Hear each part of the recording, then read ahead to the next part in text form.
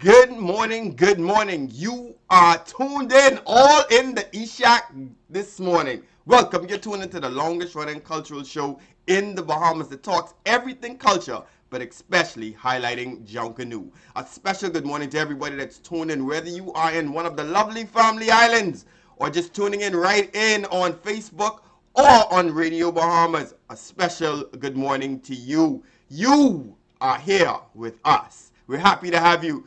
Chairman, what you saying, man? What you saying over there?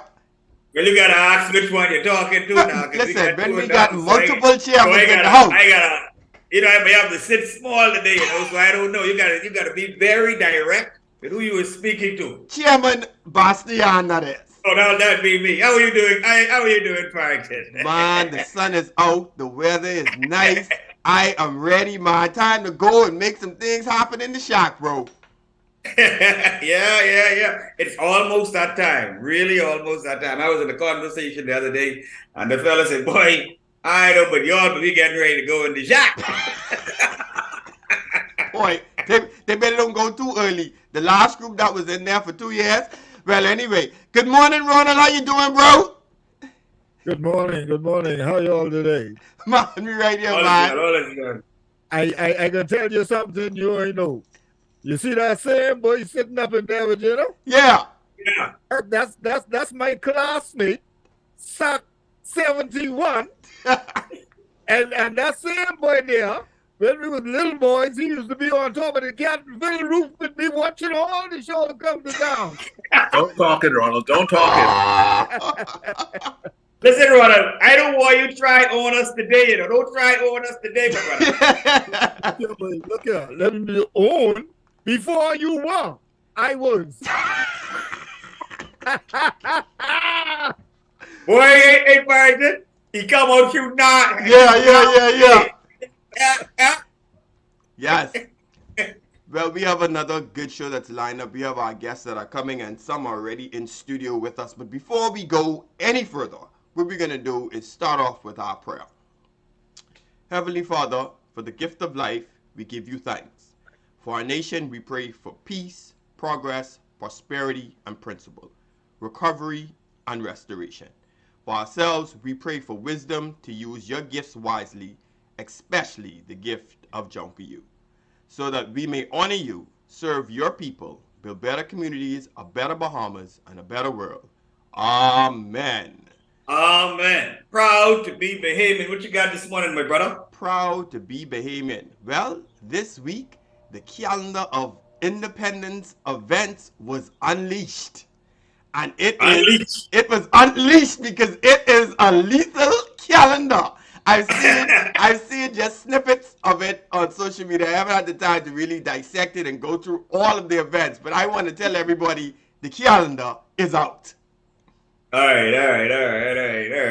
There seems to be a lot for us to do between now and by the time this calendar is quote unquote expired. So there's a lot going on. Well, I asked you, Wow. remember a couple of weeks ago, I asked you because they had, I think it's the E. Clement Bethel National Arts Festival that's going on throughout Uh-huh. the islands. And I asked you if you had any special talent because I see on the calendar they have a poetry competition and a song competition. I wanted to know which one you going in.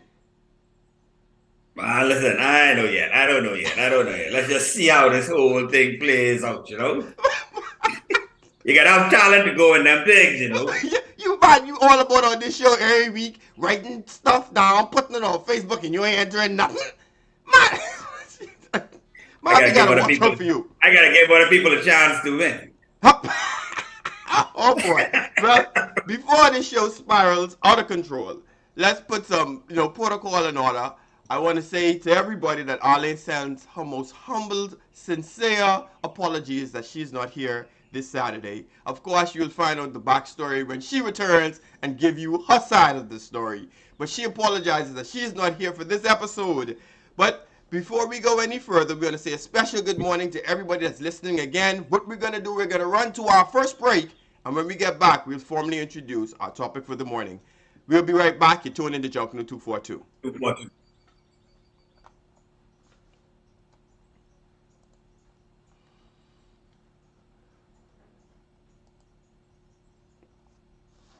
Join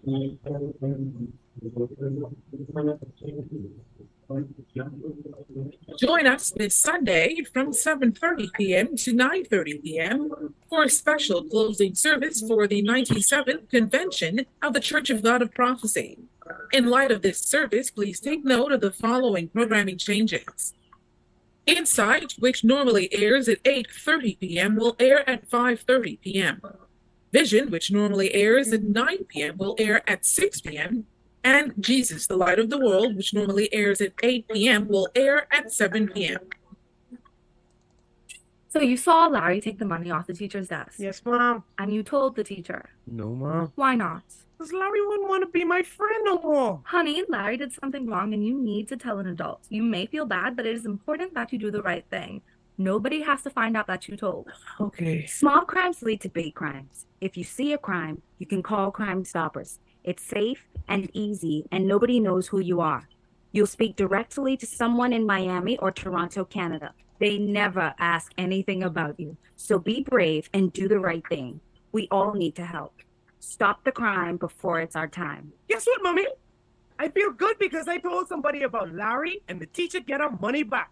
So pick up the phone. No one will never call you a snitch. Call Crime Stoppers Bahamas today at 328-8477 or from the Family Islands, 242-300-8477. It's safe, and the life you save may be your own. This public service announcement was brought to you by Crime Stoppers in conjunction with the Broadcasting Corporation of the Bahamas.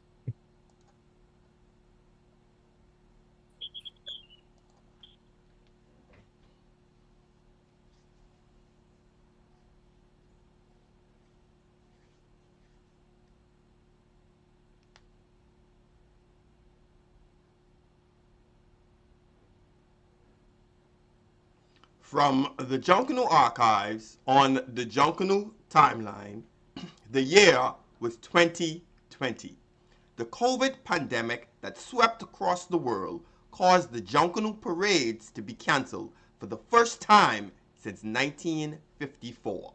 Another significant moment on the Junkanoo timeline. Welcome back, ladies and gentlemen. You're listening to Junkanoo 242, and this morning we have I don't know how to describe this young man, but we have a very interesting young man in the studio this morning, and we're going to talk a lot about one family who is celebrating their 30th anniversary. So we have a lot to talk about this morning, and then who else could talk about it more so than the gentleman who was there from the very, very beginning. Morning, Hubert Chipman. How are you doing, my brother? Morning, Mr. Chairman. How are you doing, sir? Good morning, Darren, Mr. Chairman also, and good morning, Bahamas. Good. It's definitely a pleasure to have you with us this morning. And, we want to talk about, many people may not know, but one family is celebrating its 30th anniversary. And we really want to talk to you about what that journey has been like, what it was like in the very beginning, and, from where one family started to exactly where the group is now. So we really want to talk to you about that. So let's start, as we like to say on Junkanoo 242, let's start at the beginning. How did this group, this organization, One Family, start? What was the germ? What was the idea? Darren, believe it or not, One Family was actually started out of frustration. Out of frustration. Out of frustration. That's really what it started as.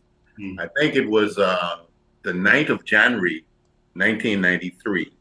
There was a meeting in Taylor Street in Bernard Gay, Davis Shack. And a number of members of the Saxons at the time was in there, and they was discussing their frustration with the group. And, I think we were at that time getting beat quite a bit. And the question is why. It was lack of planning.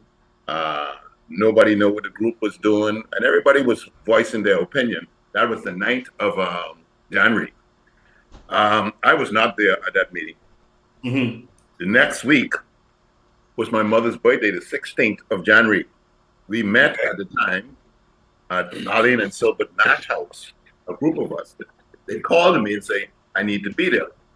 And I went there at the time. You didn't live too far.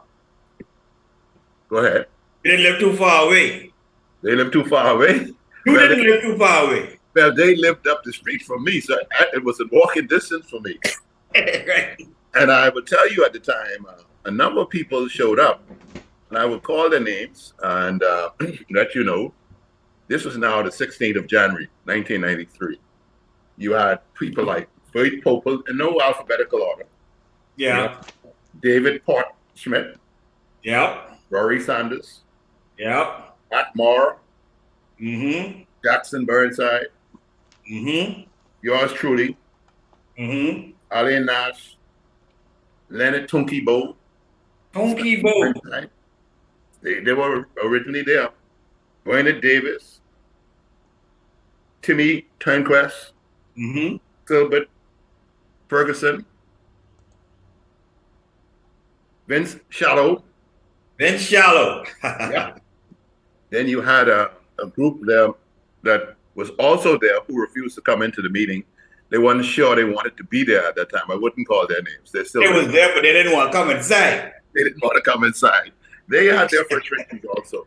And you had people like Godey. Mm-hmm. Godey was there, right? And Godey was at the very first meeting. Baron Trotman. Deuce. You haven't heard that name in a while. Deuce, yeah, Deuce. Yep. And at the time, and you wonder, you said that's January 16th now, and you wonder, say, well, how did we get to be celebrating in March? The date actually was March 23rd. And I'll get back to that. March 23rd was when we formally introduced One Family to the country in a press conference. March 23rd. March 23rd was the day we had a press conference, and there was a picture in the papers at that time also.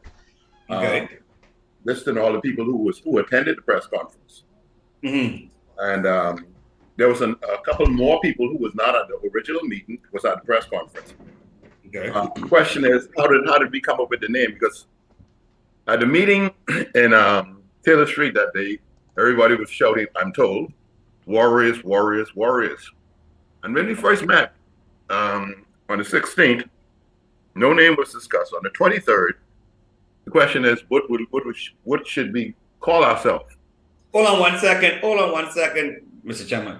The meeting on the 16th, right? Mm-hmm. What was that conversation like?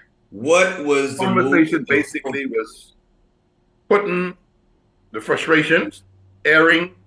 Each and everybody spoke at that meeting. What they thought the reason why we should be forming.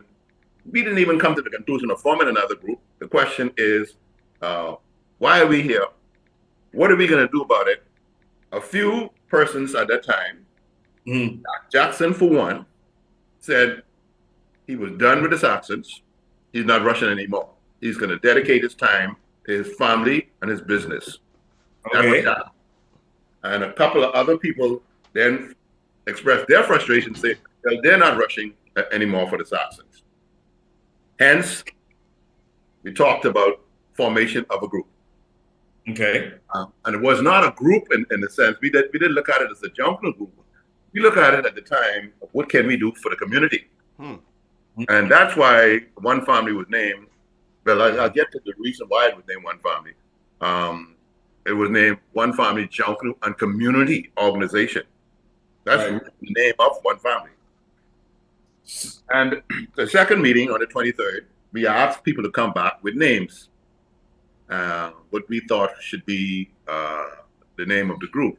So after the first meeting, it was the consensus then that yes, we're going. Yeah, we're going. And what happened after that was, I came up with the name Crusaders. Somebody else came up with the name Ultimate. Dan Burnside came up with One Family. Okay. That's where it actually came from. And it was a consensus at that time to go with One Family. And we came up with what we call a motto. And that's how we incorporated Warriors for Excellence. Ah, okay. That's how the word warrior came into the equation. we didn't want to use the word warriors because the connotation behind that was like you're going to war, and we didn't want to be in that. Very belligerent. Yeah, we didn't want to be. Oh, we got a grudge now. We're going to war or whatever the situation is. So we basically said warriors for excellence, and then we came up with go to the hands like slugger and considered her ways. Proverbs. Proverbs 6:6. All right. So then the idea came up with we need a constitution. Mm-hmm. all of this is in the second meeting. The second meeting on the 23rd. Right.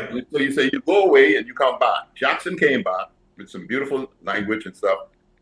First of all, we decided back then that we did not want a leader because the same things we were leaving the Saxons for, we didn't want to create that again. Right. So we came up with what we call a steering team. Okay. And the steering team was comprised of different sections of the group. The drum section, the front line. Well, at that time, it wasn't really no horn section at that time. When we first started, you might have somebody blowing a bugle or whatever the situation is. And so we had different sector. We had a choreograph also. So, okay, fine, we'll do that. And hence the steering team came about. And the steering team, we met in 52 weeks in 1993. We met 48 times. We met on a weekly and that's a lot. We met on a weekly basis. And trying to put the tools and everything together.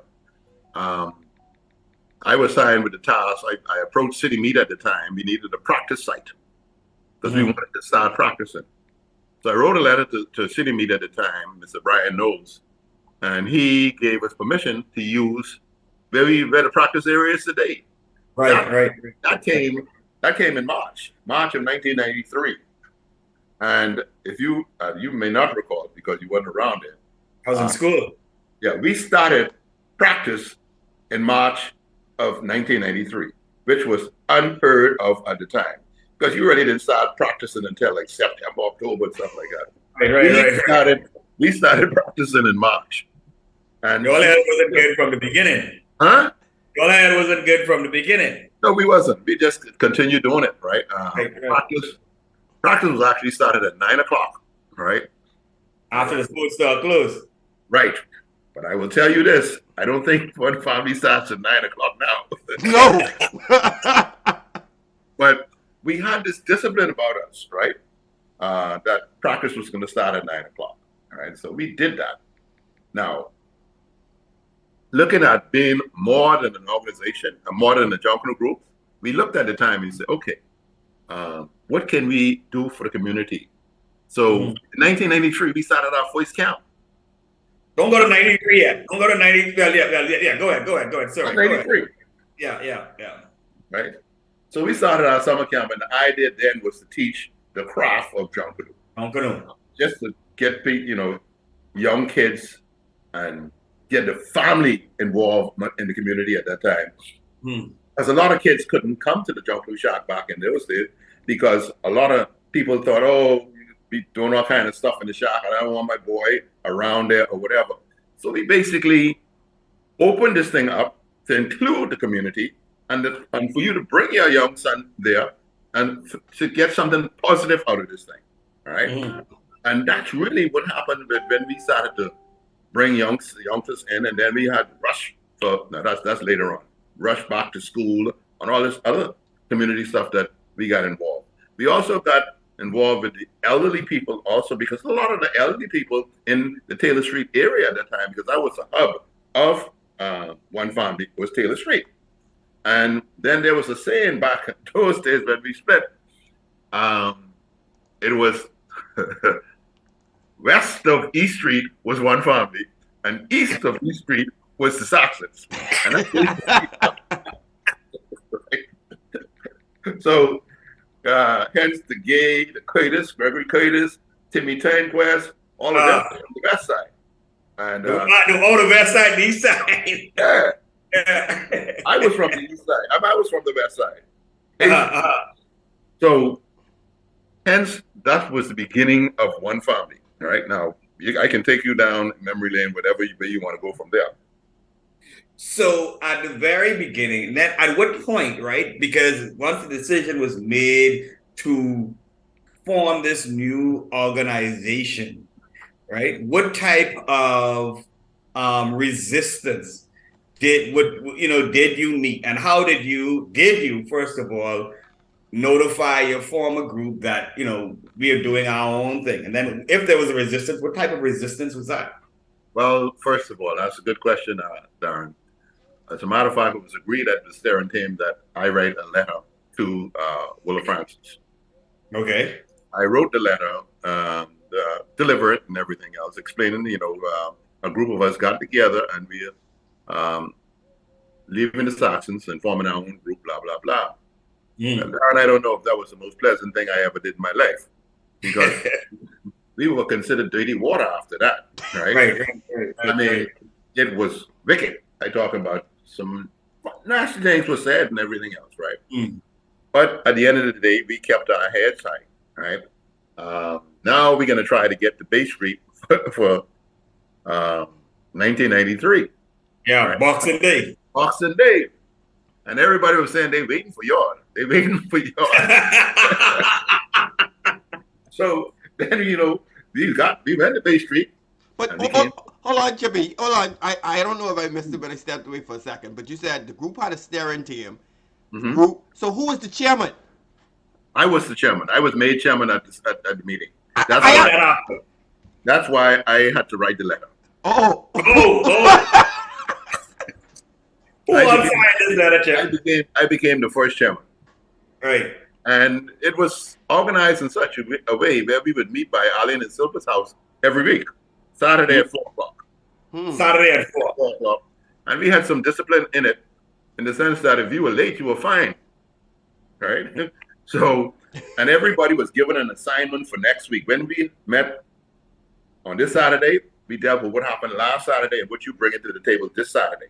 And then we go into new business. And after new business, what are we going to do then?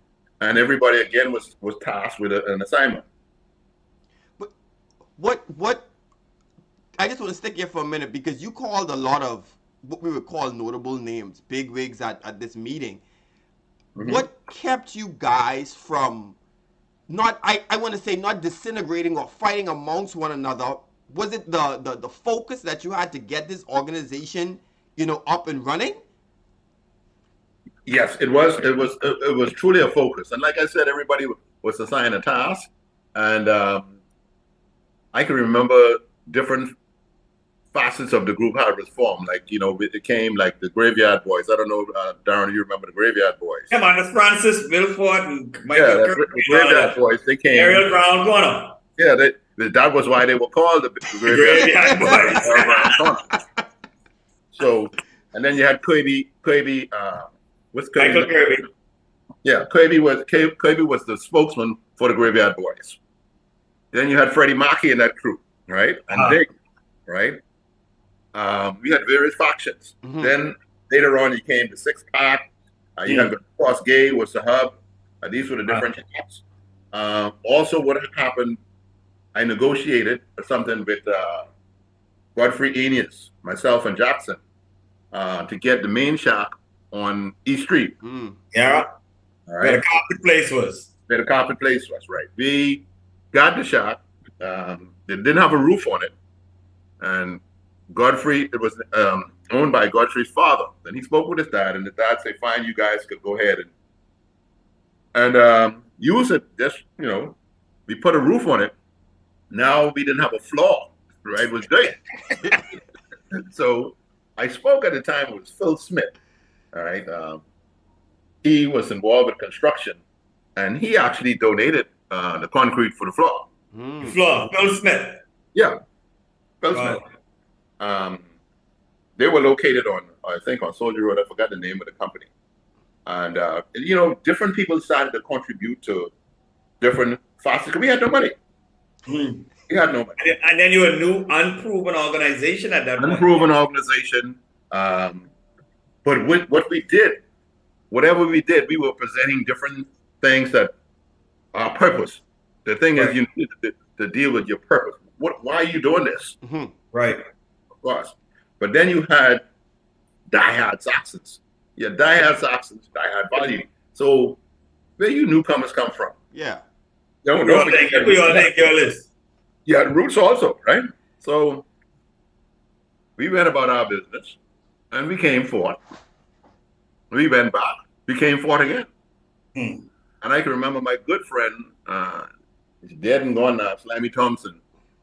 I told him, somebody told me you could come back, but you gotta carry rope.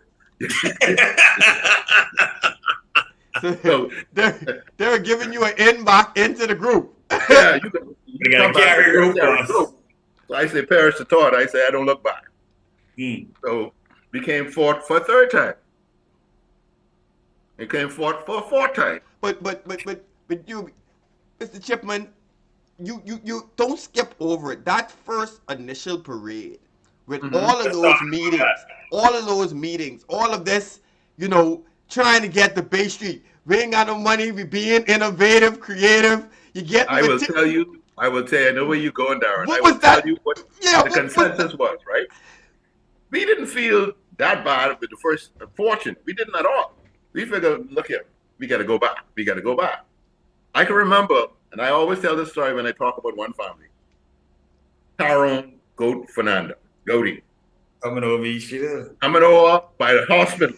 We came up to the hospital, and Goaty looked at me. He said, Chip, you think we make a mistake? So, that was the fourth part, right? I said, Goat, we can't go back, man. We can't go back. And that was the end of that. So I think you wanted to ask, what was the mood of the group?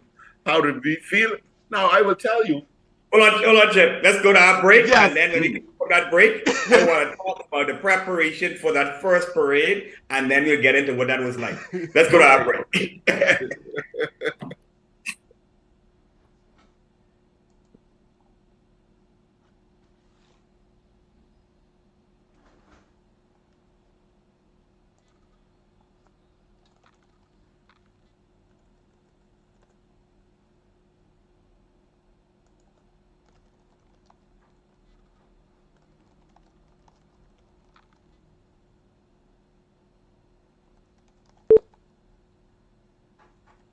What you hear on this radio station is governed by IRCA's Code of Practice for Content Regulation. The Code of Practice covers matters relating to program content that are of concern to the community, such as local content, news, current affairs, and programs for children, advertising, including political advertisements, and the responsibilities associated with broadcasting in the Bahamas. The code also covers aspects such as access services for the hearing and visually impaired, and the procedure for lodging a complaint about anything broadcast by this station. The code is available on the IRCA website at www.ircabahamas.bs. To receive a copy of the code by mail or in person, you may telephone IRCA at 242-393-0234. Family Island dialing is toll-free at 1-242-300-8722, or you may send a request by email to info@ircabahamas.bs. Respect the sign. When vehicles without an accessible parking permit use a parking space designated for persons with disabilities, even for just a minute, that's 60 seconds too long. The abuse of accessible parking spaces is a daily frustration for persons with disabilities. It is inconsiderate, insensitive, and hinders persons with disabilities from effectively conducting business and actively participating in community life. Never park in a space reserved for people with disabilities unless you have a permit to do so. It is the right and respectful thing to do.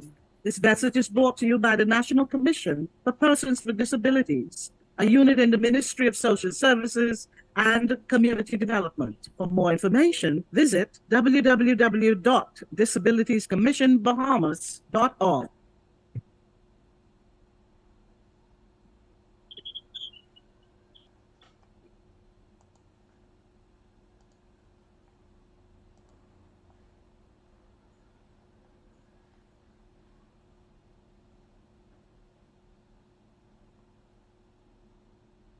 Junkanoo archives on the Junkanoo timeline. The year was 1965. The fourth James Bond movie was shot in Nassau, and a special Junkanoo parade was held on Easter Monday for it. The Vikings depicted the United Nations, and the Valley Boys depicting the Valley Boys, the Valley Gamblers, head to head, up and down Bay, and Bond, James Bond, ducking and dodging in between. And when it was all over, it was the mighty Vikings victorious to win the historic first ever Easter Junkanoo parade. And because the shooting of the movie was not finished at 9 p.m., when the parade was over, the Junkanoos came back, 9 a.m., the Junkanoos came back that night for another last night. The first ever Easter Junkanoo parade, 1965. Welcome back. You're tuning to Junkanoo 242. The whistle blow and we're all lined up. And now it's time for our first lap. This morning we have, I want to say, the original vice chairman of One Family in the building this morning. And we're talking about the history of One Family as they go on to celebrate in the upcoming week their 30th birthday as an organization. And we were in the conversation, we're talking about right up to the point of the group has been formed, constitution in place, members, your press conference, you done begging, borrow, get materials to get to Bay Street, newcomers, some old comers, some people who know Junkanoo, and you're on Bay Street, and then the drum kick over.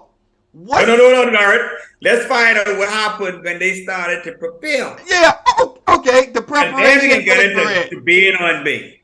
Okay, preparation for this parade. Yes, let's have the preparation for this parade. First of all, I was charged with coming up with a budget for the parade. How you gonna have a budget and you ain't got no money? Well, you still have to put a budget down. You got to go beg money out. We projecting what it's going to cost. Yeah. And then, okay, we got to go find this money. And that's what we did. You remember what the first budget was? Do you remember what the first budget was? Yeah. I have it right in front of me. What's the first budget? First budget, and it was based off, I did some financials for the Saxons while I was there. So it's based off of what I knew already. Right. Sponsors was, and this is for both mornings now, was $45,000. $45,000. That's 1993. Yeah, but don't forget, when I went to the Saxons and I started doing stuff for the Saxons, Moral Uppers to give us $10,000. That was it. That was big money then. Yes. So big money. We came up with say 45 from the sponsors, and we were projecting other donations like 5,000, and T-shirts, sale of T-shirts like 3,000. So we came up with a number of 53,000 in order to get us to where we want to go. And with our projected expenses, it was almost like a balanced budget. We came up with 53,000 and 600, which equal a deficit of $600, right? Of course, this was only projected. When you get to the real numbers, after it all said and done, it didn't come out that way. But that's what we had to work with. Wow. And the major cost at that time was crepe paper. We out of the 53, we were projecting $9,000 just for crepe paper, $7,000 for PVC and aluminum rods, and so on and so on. So, but we had an idea as to what this was going to cost. Silbert at the time was in charge of materials and management. And Silbert went out and got prices on the crepe paper. We got prices on rods. We got prices on various prices we got in order. So we knew exactly where we were going as far as that is concerned. There was a local provider of papers here, but it was too expensive at the time. So we had to actually go all the way to Peacock Papers, which I think was in Austria. Boy, peacocks. There were some rich colors, peacocks. Yeah, peacock colors were very bright and rich. Rich colors. So now you have your budget, you have your team, you've already made a commitment to go to Bay Street. Let's talk about membership. Because you already had your core, right? Where did your other members come from? What was that like? I want to rush with one family. How do I rush with one family? Where did you recruit, if you did? Let's hear about that. Well, Darren, when you really look at it, you're basically recruiting from the area at that particular time. You're not going to get anything from west of, East Street. Right. They weren't coming. So you had to go to the Hospital Lane, the West Street, the Hay Streets, and all this area. And just like Junkanoo, like you know what Junkanoo is all about. You get a pattern, you take it home. Your brother want to rush, so he comes. And next thing you know, you projecting 300. Next thing you know, on Bay Street you got 400. So and your budget change after that. I will tell you, Darren. Each time we went to Bay Street and got beat with the fort, our group grew. Wow, it was strange. It continued to grow. Wow. So now you have the group. You recruited some members from other sectors of the country, the community. Theme. What do we go into Bay Street with? How did you arrive at that? How did you? Now the steering team. The design team at that time was comprised of Jackson, Stan, Gay, and I think I'm missing one other. It wasn't that big of a team. And they came up with the design and what we're gonna they presented to the steering committee, and it was approved. I think the first thing was a Great Bahamian Music or something like that, right? The Great Bahamian Showcase or something like that. Yeah. But it was not easy. Let's hear about it. It was not easy at all. Actually, when we got to Bay Street, some people booed us. What? All right, we ain't get to Bay yet. So now you're preparing. You started, I think, whenever you started when to prepare on June, July. Patents and stuff like that, I think, came out around. We didn't want to release too much in the beginning, as you know. Right. So I think around June, July is correct when we started coming up. So now you got your shack covered, your partners out, you're getting new members. I praise the Lord for that. Now you're getting ready to go to Bay Street. What's happening in the shacks? What's the mood of the shacks? What's the mood of the other groups? How do you control that? How do you manage the spirit of their group at that point? We were probably the first group that probably actually fed people in the shack. I talk about on a nightly basis. Right? We had people like the McDonald's. We had different food places actually used to donate food for us. And what we would do is go pick it up and take it to the various shacks. So people was able to eat. As far as drinking is concerned, that was taboo when we first started, right? You couldn't go around the shop drinking. So we delivered food and stuff to the various shacks. So we were forming what we call an organization. Right. So now we're on Bay Street. Now we're getting ready to go down the boulevard. Let's talk about that experience. You get to Bay, you got your costumes ready. You're on the boulevard. You're preparing to go to the boulevard. What was that like in the early days? And then after this, we'll start to talk about community service and whatnot. Well, I think when we reach the boulevard, as we all call it, Rory was very, very instrumental. As you know, Rory is one of the fellows who line up the group and where you should be and everything else. So he was very instrumental in that. That's Rory Sanders for the general public. He was very instrumental in doing that. And we got started. We was hyped now. We were really hyped when we got out there. Not knowing that we could get caught, but we was hyped. Let's go show them, right? And we thought we had our first lap, I would tell you, was a bit flat, right? It's a bit flat, and I think the music actually break down right in Ross's Square. What? No, man. Yeah, man. So when we got into the rest area on Elizabeth Avenue, some choice words were going on there. So we got to get it right. Shirley Street wasn't bad. We had fun on trip.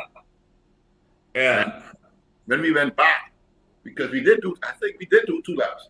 And when we went back, our second lap was much better. Y'all had to get the nervousness and jitters. Dreadful. But Wow. now, say also back then, we were the only ones. We had a couple of pieces of brass or whatever. It was no real brass, right? So that was the first year. Second year, same thing. And we actually went out and started recruiting, probably in the 3rd or 4th year, brass. And I look at, sometimes I mentioned to Silbert many times, because me and him used to be together. He would do all the brass costumes, and we try to get him pace and everything else. And we ended up in court, actually. This guy took us to court. I remember that. For what? Say we promised to pay him XYZ, and we didn't pay him. What? You can't have on the contract? Listen, it was myself. I was listed. Myself as chairman, Jackson, Stan, Allen. All of us were sitting in court before he signed. So, the case was actually thrown out after a while, but that's just talking about billing the brass section, what we went through. And I just marveled today when I listened, and one family kick off with the brass.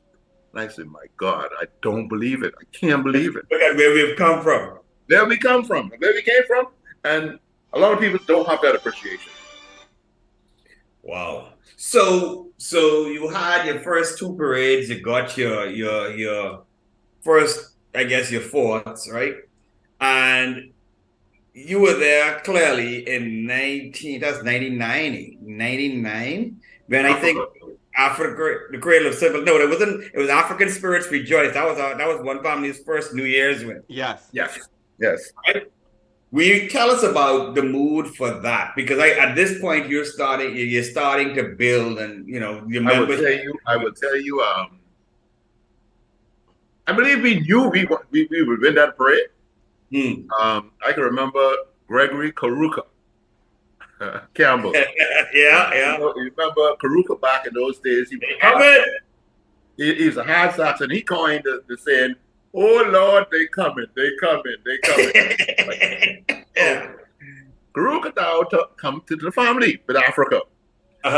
He had on his outfit with a thing with a fed in his hair, straight on, and he had this pen, and he had Ungawa, let's go Ungawa, right? And we could have walked down Bay Street. That's how bad we were in terms of good, right? And we marched Bay Street up in Africa. We had 2 Africans. One we did. We wanted that one also. We wanted the second one as well. The second one was even more powerful. Yeah. So sitting back after watching all of those the struggles to get there, right? Now you've gotten your first victory on that New Year's Day morning, right?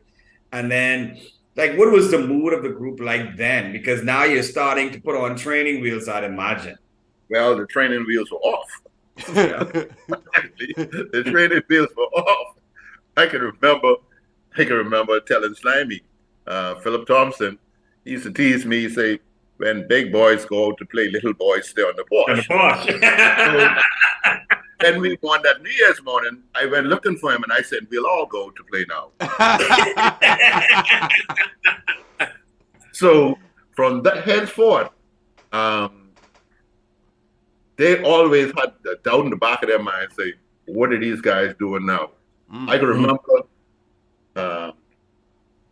one morning, we won that one. I'm trying to remember when I was running to Gus Cooper, and he said, how you all doing? I said, boy, I don't know if we can make it this morning. I said, man, it looked kind of rough. He said, boy, we got something for you anyhow. So, we won that morning. So Gus come look for me. He said, you lied to me. You lied. So I'm saying that to say all the groups then started to respect one family. Because they know exactly where we coming from or what we doing. I have a very good friend, and I call his name, Johnny Moon, John Archer. Yeah. Archer say he went to the big Hard Valley Boys he went to the valley. He said, "You all keep looking for the Saxon. You all keep looking for the Saxon. You all better look up for one family. That's the group to be." And he tell me to this day. He said, "I told him, Chip. Now they believe me." Chip, from your perspective, you hear other people say that about their organizations, but what do you think it was about One Family that made people pay attention? Was it the way your organization was structured? Was it the innovation? Was it the creativity? Was it that you had? What was it? What was so special about it? It was creativity. It was unity. I will tell you that. And what we came together as a group, right? And I look at what family does do today. They recognize birthdays on Facebook and all these other stuff, right? Right now, we're the most unified group in the country. No question about that, right? And also visionary in terms of how we structured the group. Everybody had the ultimate leader. We had no leader, right? We had a steering team, and there had to be a consensus in order for us to move forward with anything, right? Now today, you look at today, the Valley Boys have a steering team. Saxons have a steering team. And all of them criticized us about having a steering team. So you got to have a leader. We showed them you don't need a leader. Yeah, the steering team is the leader. Steering team is the leader. And no one man is bigger than the other. We have a chairman. Right. Indeed. I see that we've been joined by Anthony Coakley, who is the PR, I guess, the PR liaison for One Family. Morning, Anthony. What's up? I appreciate you using your French this morning. I would also like to also recognize that he is not only the PR, he is in charge of the prop team. Tell him. All right. Tell him Listen, that's a big team. That's tell him how many people on this team. I want you to understand that team right there. That team, that's heavyweight right there. Yes, understand. It's good to be joining you, gentlemen, this morning. Who I would definitely say are the esteemed founders of One Family. We stand today, persons like me and Muffin and so many others get to stand on your shoulders. So, we talking to the first chairman right there. That's how I say, we get to stand on your shoulders. So had it not been for your vision back then, we wouldn't have been here today. No. Now you come preaching, Darren. Yeah, you got to start there. You got to start there. You got to protocol being established. No, but we were really talking. We were going down memory lane, really from getting the Bay perspective. We haven't even hit the community service yet. And Chippy was telling us really about the early days of One Family and what that was like, getting members, then going to Bay Street and being pretty much booed on Bay Street. And now how the group has how the tides have turned. Right, has risen to become a force to reckon with on Bay Street. And definitely it was not an easy road. And even today, it's still not very easy because you still have to focus on so many other things. So when people see any organization on Bay Street, particularly One Family, there's a lot that goes into that presentation. It's a lot that goes into that. So that's actually where you joined the conversation. And we spoke about earlier about, and I want to hear from both of you guys. We spoke about 2020 coming off a 2-year hiatus because of the pandemic. We took to Bay Street with a shortened time to prepare for the parades. And coming off those parades, what does it mean for an organization like One Family? I know, and start with you, Chippy. How did you feel to come and see, victorious after a 2-year hiatus? Darren, let me just say this first up front for the record. Darren Bastiano, I was not here. Not here. I was with my family in Atlanta. It was the very first time I had missed Junkanoo in my life. Wow! Right? So I'm saying is, yes, I've sat out once a couple of years or whatever, but I was in Nassau. I was on Bay Street. Yes.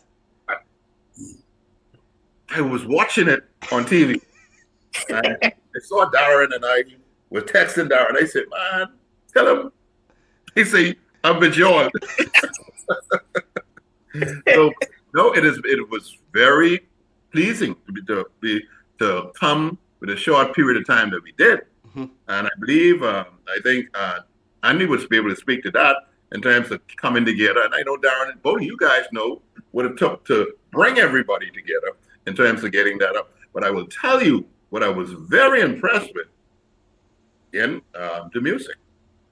I was really impressed with that, right? Mm-hmm. And I believe everybody going forward and they've been looking at music now for a little while. Yes. Everybody's been looking at, one family music. I was really impressed with that. But I was not here, and I promise the good Lord, I won't miss it again. Hey, so Barrington, so he said at AC, so he said this because we have our own elite group, right? Right.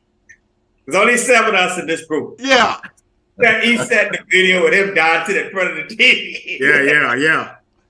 Oh, God. Like, no, so Chippy, I gotta correct you a little bit. You didn't miss Junkanoo. You just wasn't here. You didn't miss, because when I saw the video with you in front of the TV, well, listen, you had Bay Street in the front room. Bay Street was in the front, was in the living room. Listen, my son-in-law, he said, man, I didn't know you could move like that. but AC, you didn't miss Junkanoo, you just wasn't here. AC, what were your thoughts? You were part of it, being in the shock, seeing the preparations, doing a lot of running around, and seeing it all come together on Bay Street. What were your thoughts when the results were called after the parade? After 2-year hiatus and coming on Boxing Day, you won the parade. For Junkanoo, it's always an uphill battle for every group. It's always a struggle. It's always an uphill battle.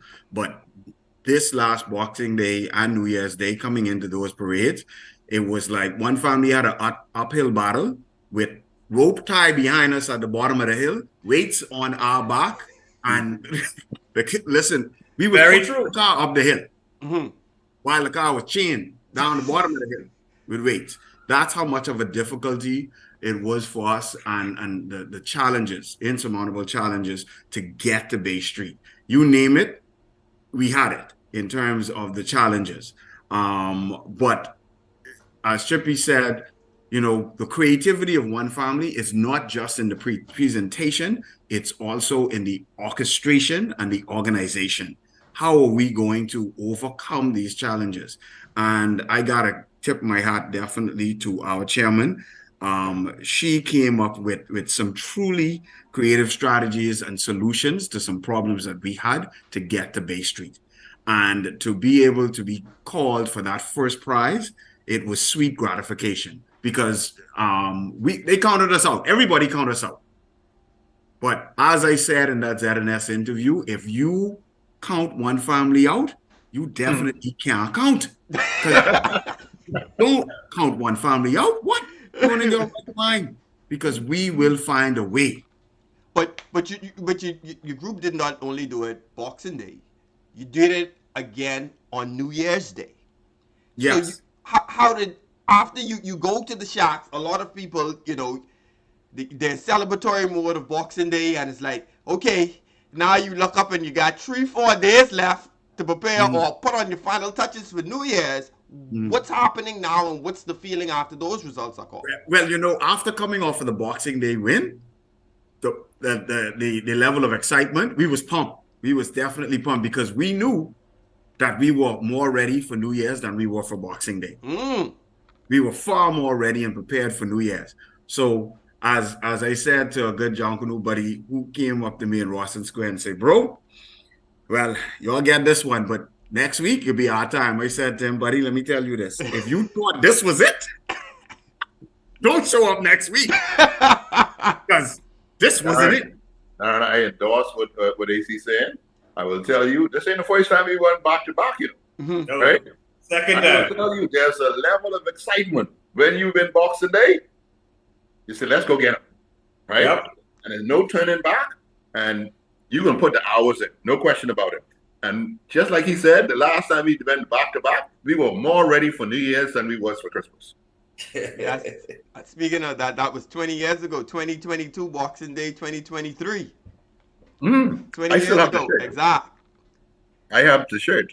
Yeah, I still got my pullover, so I can tell you. But okay, So, yeah. so why? Go ahead, You Bastian. want to break? Go ahead. No, go ahead, Bastian. What's your question?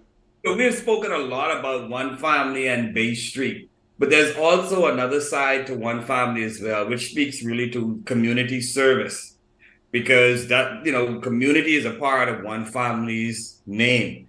One Family, Junkanoo, and community organization. Clearly, from the very beginning, that was that was important for One Family to be involved. It was important for One Family to be involved in the community. Tell us about the journey from start to where we are now. Has One Family continued in its journey to be a part of the community? Any one of you guys? Go ahead, Tony. Well, I gotta say, for me, in my years, I've been in One Family just with 17 years now, almost. Yeah. And coming into this organization that was just so focused and truly lived up to what it means to be an organization, being organized, being strategic, and in every sense of the word, pushing the envelope every time to the next level. And what can we do different? How can we progress? How can we progress not just as an Junkanoo organization, but the impact in where we are, making that impact in our community. And I came into that and inherited that from persons like Arlene and Chippy and yourself, even Darren, Bastian. I inherited that to be placed in the position to be a critical person in helping to organize these events. And initially, I had to kind of step back and truly take in what this means, and what this mantle that I'm being passed now, what this means. This is no joke, because lives have been transformed in this organization because of this community outreach, because of this mindset and this approach to Junkanoo to use the quote, winning over the hill before winning on Bay Street.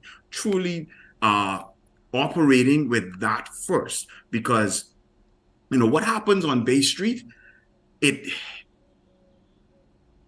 only get taste that sweetness for so long. You only get taste that for so long.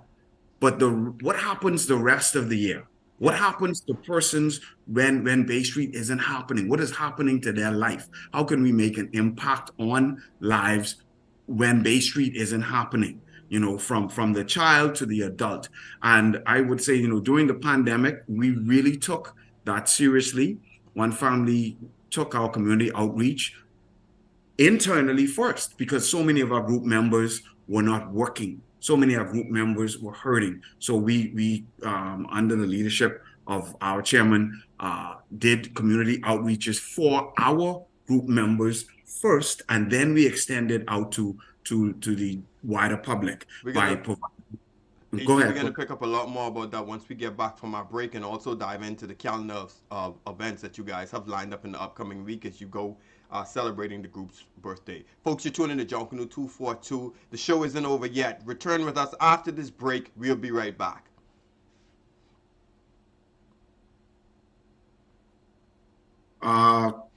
Farrington, where can persons watch? Because they... Facebook. Which page? Junkanoo 242. Okay, go to the Junkanoo 242 page on Facebook. Just know that they can hear you on Facebook still. The Princess Margaret Hospital Blood Bank is in urgent need of blood donations of all types. Blood bank hours of operation are as follows. Monday through Saturday, 9 a.m. to 5 p.m. The last donor will be accepted at 4:30 p.m. On Sundays, the blood bank is closed. Identification needed for donation include your NIB card or driver's license. Do not attempt to donate if you are sick or experiencing respiratory symptoms. Do not come to the blood bank in large groups, as we will be accommodating 3 persons at a time.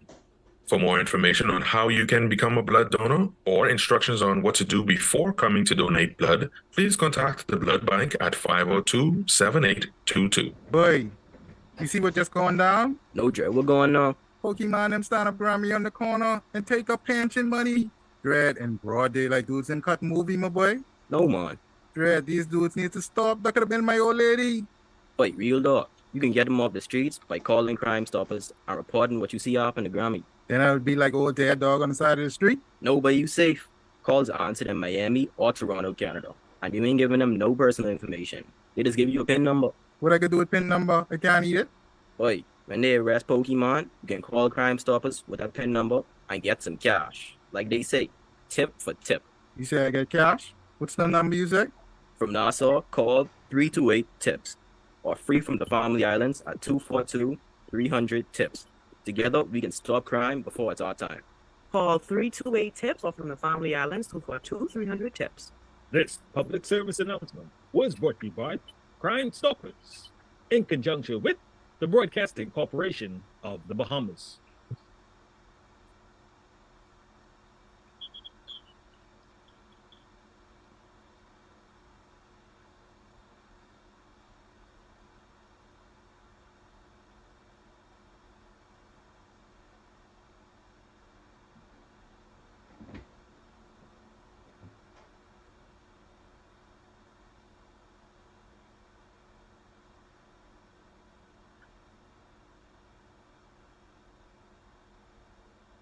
Examples of excellence. He had been drawn to the drum like a magnet from he was in the cradle. And when David Charles Smith won the drumming competition at his primary school, many looking on knew that he has been destined, even then, for great things. From his earliest days on Bay Street with Alfred Adderley's junior group and Ben the drummer's junior group, Potts' love for the drum grew, as did his proficiency in drumming, so that he has mastered the drum, every drum except the steel drum, and because of his excellence in drumming, has traveled the world with Jimmy Buffett and also his own rake and scrape group, the Tropical Depression. Dave's Junkanoo journey took him to Rush with Chippy and then the Saxons, where he tried the bells the first year, but returned immediately to his first love of drumming. In 1993, he was the driving force in the backline of the new One Family, a shining example of commitment and dedication. Mr. Charles David Port Big D Smith, this week inductee into the Junkanoo 242 Shack of Excellence. Wow. For Pot. Tropical Depression. How you like that for a name? He was definitely. I might gotta steal that for a section. I might gotta steal that. Tropical Depression. But before we went to the break, we were talking about, some of the community outreach that One Family does, some of the things that you're doing. But what I want to usher us into right now is, Mr. Chipman spoke about it. March 23rd, press conference called after meeting, numerous times. The group is now presented to I would say to the world as an organization. It's formal birthday, and you're going to be celebrating that in this upcoming week. And I know you guys, being double champs as well as studying the big 3-0, what are some of the events that you guys have lined up, AC? Well, as we got to go back to where it started, and of course giving thanks first, and for the blessings that One Family has been restored over the past 30 years. So we get things started tomorrow at Salem Union Baptist Church. We go in through Taylor Street because that's where it started, right? So you got to go back home. So we are going to, we ain't gonna rush, because we ain't gonna rush, because if we start rushing, we never make it to church. So we are going to assemble at the group's practice site there on Market Street, the Old City Market. For what time? point for 9 o'clock. 8:30, and then we will proceed. We will walk to Salem from the practice site, and that's where we're going to get things started with our service of Thanksgiving and worshiping with the family of Salem Union Baptist Church tomorrow. AC. What about where you going to park your car at the site? Parking at the practice site, yeah, because we logistically that makes the most sense and the widest amount of space for the group members to be able to park, and fans, supporters. You're invited to come and worship with us because you are part of. I have confirmed already. I will be there. Okay, all right, okay. Unfortunately, I won't be able to make it. I'm scheduled to travel today. So. Okay, understood. But so that's where we're getting things started tomorrow. And now, if you feel like you got some ball in action, that you actually could bring your Jordan. You could bring your Jordan, your baby Jordan, or you got an inner LeBron. Well, you could bring it because the One Family basketball tournament is going to be happening, and that kicks off. That's on the 20th and 22nd over there at the C.I. Gibson Gym. So the sections are going to be taking on each other. The brass section has got not one but two teams. The front line has got their team. The Bellows have got their team. The baseline and the Tum Tum got their team, and the Marshalls have got their team collaborating with the steering team. So this could be a showdown at C.I. Gibson Gym for the floating trophy, the One Family basketball tournament floating trophy. AC, what team you playing on? Because I need to tell these people they're gonna need to get you a knee. Well, the prop team, we couldn't mobilize in time. We couldn't mobilize in time. Oh, that's the dude coming but it's a big team. Yeah, well, the fact is, I don't come with excuses, big man. Don't come with excuses. We don't want to embarrass anybody, particularly, we don't want to embarrass anybody. So we will allow them to the amateurs to go and play, and just cheer them on. Because that's how the prop team rolls. We're supportive. You don't make them look bad. So understand. So you could definitely come out, catch the games as the various sections. Oh, and I gotta say this: the choreographed section will be putting on I would say, as I've been told, a superstar performance of basketball excellence when they take on the ladies of the front line. And choreograph that could be interesting to see. Yes. Okay. Now that game is going to happen just before the championship game on Wednesday, right? So you don't want to miss out on that, because I understand that they have a superstar coach coaching them. I asked them, what about the players? The coach is a superstar, so I gotta leave it right there. But make sure you come out, catch the basketball tournament. That's on the 20th and the 22nd.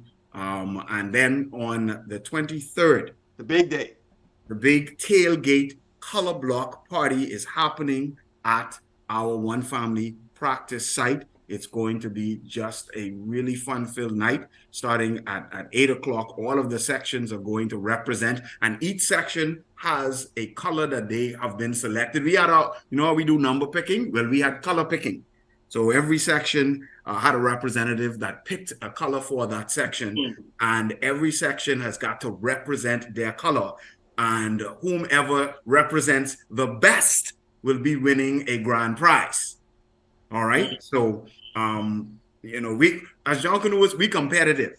Even if we just get the brag that I beat you, that's good enough.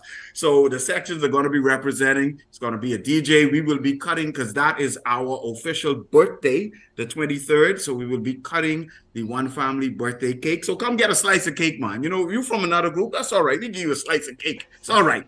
We give you a little slice. We give you a slice of cake. It's okay. That was the day One Family was presented to the public. So the official 30th birthday of One Family, we'll be cutting the cake. We're going to have a DJ. It's going to be a great night of just fun and camaraderie and just oneness with One Family. So we're inviting you to come out and be a part of that experience. And you never know, somebody might grab a drum and somebody might pick up some bells, and before you know it, Have a big rush out. We're going down the boulevard before you know it. Yep, and then come a Saturday. Well, it's float parade. You know, you can't win and don't Which float. date is that? This is Saturday, March 25th. That is the float parade and group party. Now, our float parade is going to be starting and ending at Fort Charlotte. So all of the vehicles, all the trucks will be mobilized, decorated, and there is a prize for the best decorated truck too.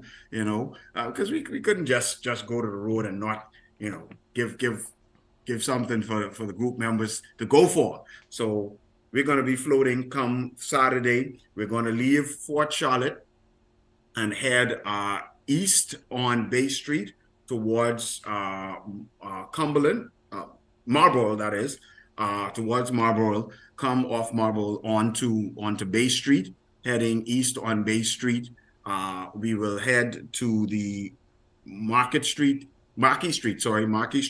which is the old bridge. We'll be turning right there south onto Marquis Street by the old bridge, heading south towards Wolf Road. So we'll ride out Marquis Street towards Wolf Road. Then we will make that right turn onto Wolf Road and then proceed west on Wolf Road straight to Blue Hill, and then north on Blue Hill, making that right turn onto Blue Hill, and then north on Blue Hill, returning back to Marlborough, and then back to East Bay Street and back to Fort Charlotte. I have one question. Mm-hmm. Is there going to be a rush out on Bay Street?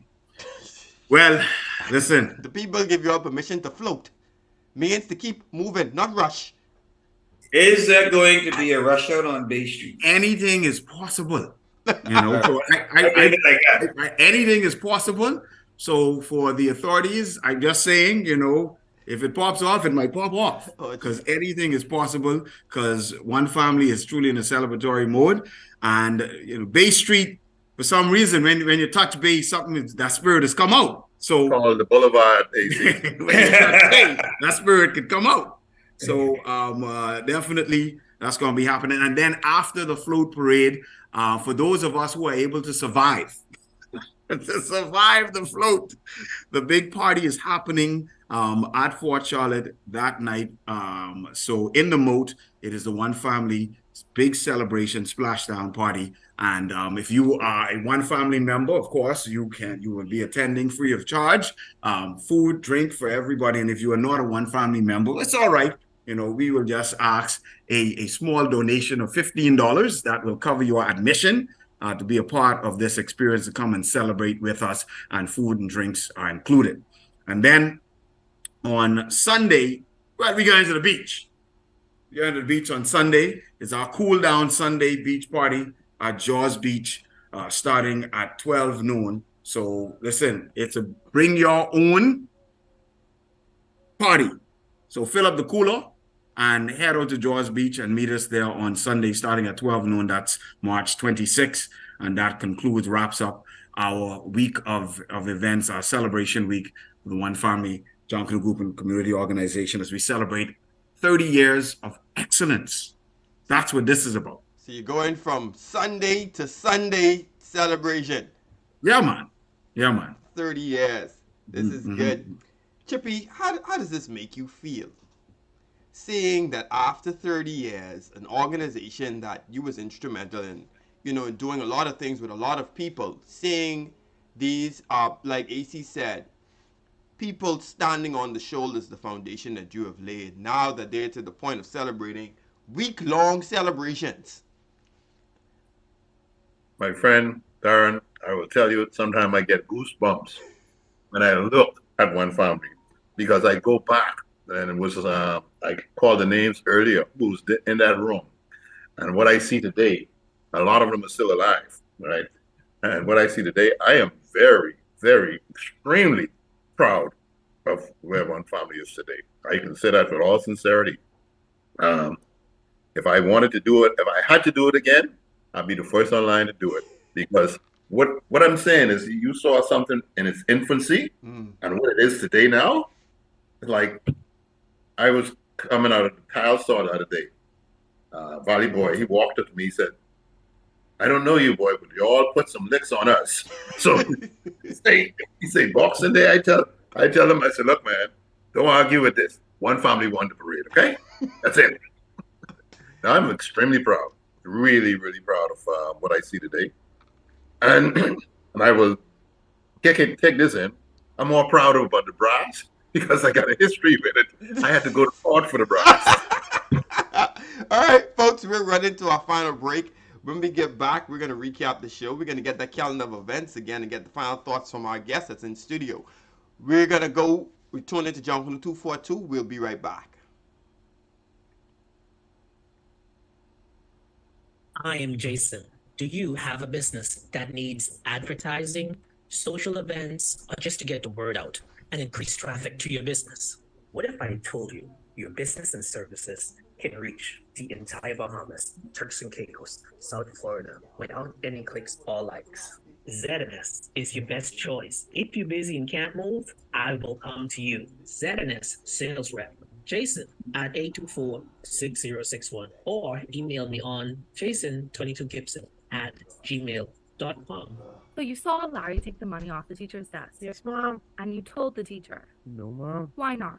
Because Larry wouldn't want to be my friend no more. Honey, Larry did something wrong and you need to tell an adult. You may feel bad, but it is important that you do the right thing. Nobody has to find out that you told. Okay. Small crimes lead to big crimes. If you see a crime, you can call Crime Stoppers. It's safe and easy, and nobody knows who you are. You'll speak directly to someone in Miami or Toronto, Canada. They never ask anything about you. So be brave and do the right thing. We all need to help. Stop the crime before it's our time. Guess what, Mommy? I feel good because I told somebody about Larry and the teacher get our money back. So pick up the phone. No one will ever call you a snitch. Call Crime Stoppers Bahamas today at 328-8477 or from the Family Islands, 242-300-8477. It's safe, and the life you save may be your own. This public service announcement was brought to you by Crime Stoppers in conjunction with the Broadcasting Corporation of the Bahamas.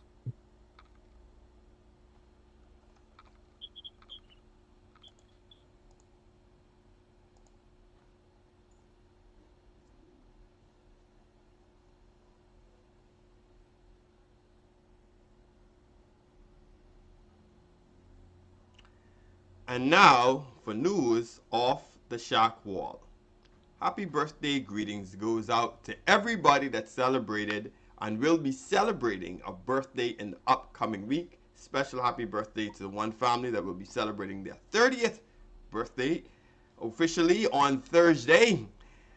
We want to say everybody else who may be celebrating a happy new year to you. Condolences to everybody, all of the families that will be grieving and this loss of loved ones at this time, especially our Junkanoo community, who may be attending funerals at this time, even today. We want to say our thoughts and our prayers are with you at this time as you go through it. Please make sure to go ahead and visit our YouTube channel so you can see all of our past episodes and also see our announcements coming up in the Junkanoo community. You can go to Junkanoo 242 on YouTube. Make sure to like and share the page. Also have an announcement in from the Love and Community Rush.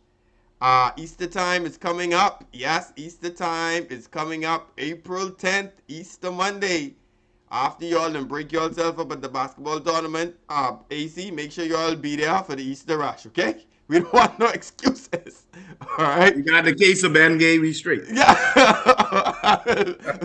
Be sure to tell them that. But, folks, the countdown. It is March 18th, 2023. We are 42 weeks away from Bay. Bastian, you still muted.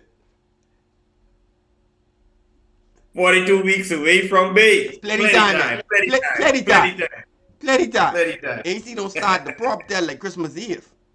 You know, Darren has started production. He costume. It's 12 o'clock Christmas Day or the time to start. He started this costume when the turkey in the oven. AC, I've watched that for years and years. What? I have Lines seen pull it off. I have seen Darren came from school with his suitcase and didn't go home. He came straight to the shop. Yep. Yep. My goodness. Oh, man, see me for days, boss. I ain't here, but I ain't home. Yeah, but I hope. Oh my goodness. Well, we have been, in case you missed the first part of the show, we've been going through the history of One Family Junkanoo and Community Organization. We have in the lights of Mr. Hubert Chipman, who was the first chairman elected by the steering team of the organization as we went through their history and how they went about forming this organization. A lot of turmoils that was happening. Also, our PBR person, Mr. Anthony Coakley, brought us up to speed on the week of events. And I think we have somebody that's sliding in on the closing of the show. Good morning, madam. Can you hear us? Morning, I can hear you. And you will be? Who is this? This is Madam Chairman. Chairman. I'm sliding in while I'm doing my chairman duties. Chairman politician duties of attending funerals today. Yes. We're so happy that you're delighted that you're able to give us some time. As we're winding down the show, I want to give you this opportunity to leave the public with your thoughts on your celebrating this organization that's going to be celebrating 30 years. What would be your thoughts for the public? Well, it's a milestone for us. Nobody would have thought that the little organization that was formed in a little shack through Taylor Street would have survived this long, especially after starting out with all the forts and forts and members leaving and discouragement. But we kept pushing. And we prevailed, and now we are here 30 years later. It's a huge milestone. It's grateful for those who are still here from day one until now. And we are grateful for the fans because it's them that keep pushing and keep us going. And so, cheers to us. We are worthy at 30. Worthy at 30. That sounds like the theme for the week. Worthy at 30. Well, we understand that you're moving from place to place, and I understand as you go and you visit those families and pay your special respects to those who have lost loved ones. Also, how would you say that this organization goes about, and why is it so important to touch the lives of people?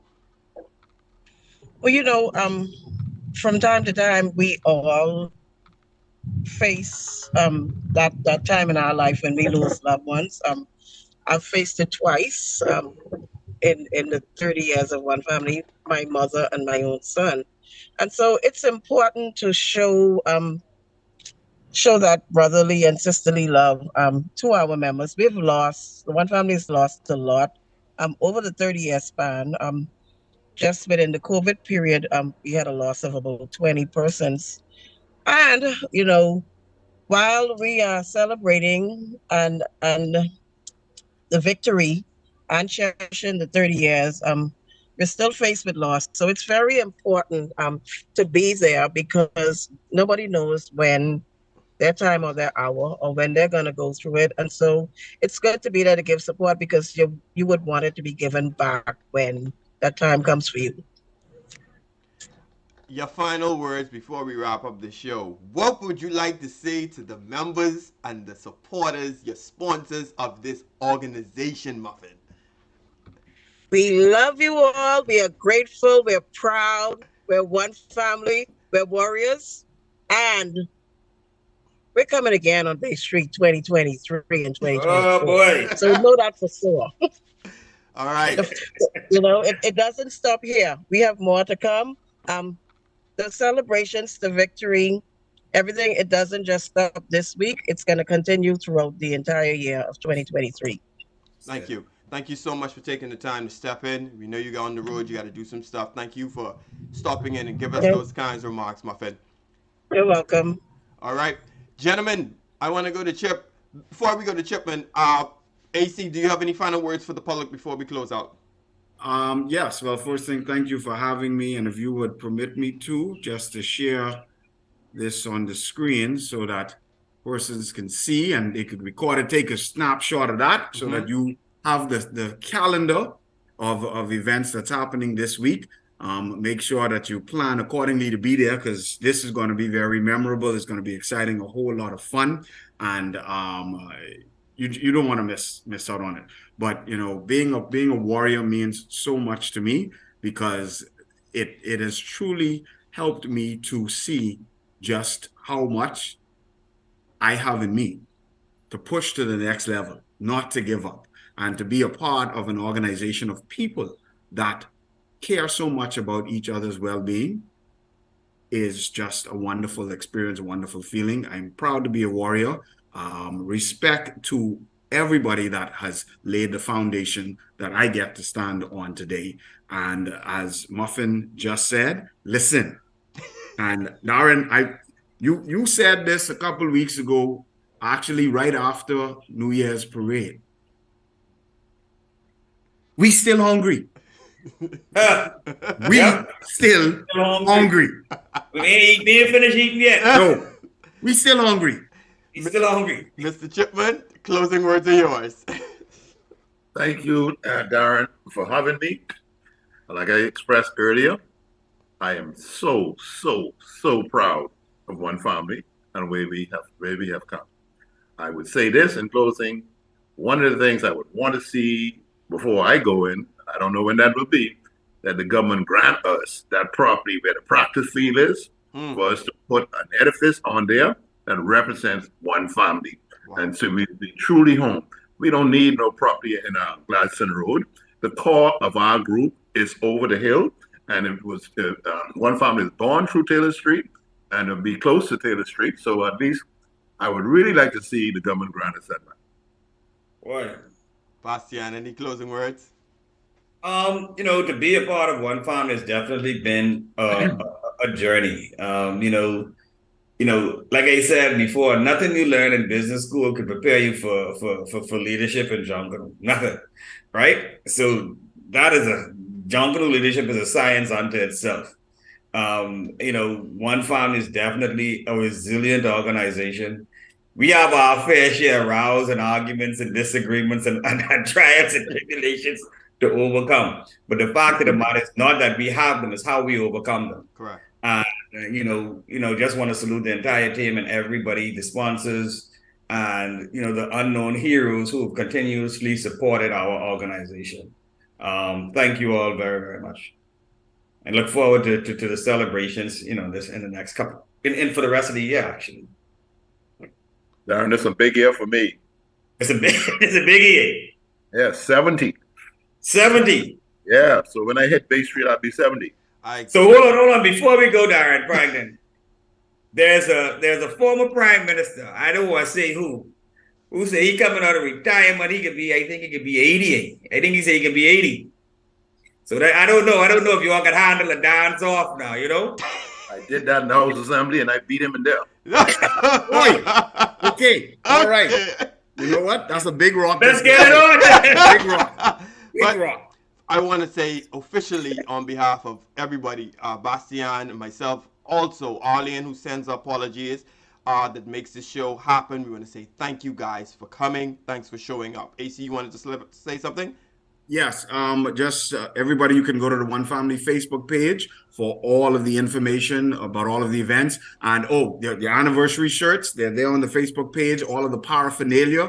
Get your flags, because you got to represent. So go to the One Family Facebook page. We will be having a pop-up shop tomorrow at 4 p.m. at the Gaza to set for the sale of shirts and paraphernalia.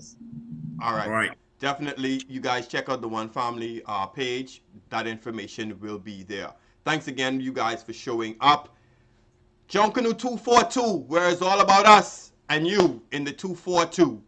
And let everything we do, until we meet again, show that we are all proud to be Bahamian. We'll see you next week.